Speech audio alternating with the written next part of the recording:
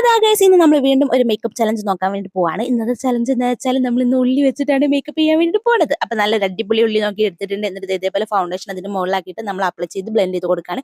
Blending നല്ല ബുദ്ധിമുട്ടായിരുന്നു, apply ചെയ്യാൻ വലിയ കുഴപ്പമില്ലായിരുന്നു. കുറെ കഷ്ടപ്പെട്ട് ഇതേപോലെ ബ്ലെൻഡ് ചെയ്ത് എടുത്തിട്ടുണ്ട്, ഉരച്ച് ഇങ്ങനെ ആക്കി എടുത്തിട്ടുണ്ട്. അതിനുശേഷം നമ്മൾ ബ്ലഷ് അപ്ലൈ ചെയ്യാൻ വേണ്ടി പോവാണ്. അതിന് വേണ്ടി ഒരു റെഡ് കളർ എടുത്തിട്ട് ഇതേപോലെ ബ്ലഷ് ആക്കി അപ്ലൈ ചെയ്ത് കൊടുക്കുന്നുണ്ട്. ഇത് നല്ല സുഖമായിട്ട് ബ്ലെൻഡ് ആയിട്ട് ഇതിങ്ങനെ ബ്ലെൻഡ് ആക്കിയപ്പോൾ തന്നെ നല്ല രീതിയിൽ ബ്ലെൻഡ് ആയി. അതെനിക്ക് ഇഷ്ടപ്പെട്ടു. അത് കഴിഞ്ഞതിന് ശേഷം നമ്മൾ ഐലൈനർ ഇടാൻ വേണ്ടി പോവാണ്.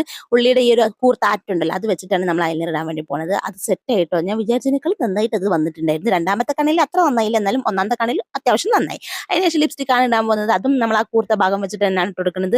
ഇതേപോലെ ആദ്യം ലൈൻ ചെയ്ത് കൊടുത്തു, അതിനുശേഷം നമ്മൾ ഉള്ളിലായിട്ട് നല്ല രീതിയിൽ ഒന്ന് ബ്ലെൻഡ് ചെയ്ത് കൊടുക്കുകയാണ് കേട്ടോ.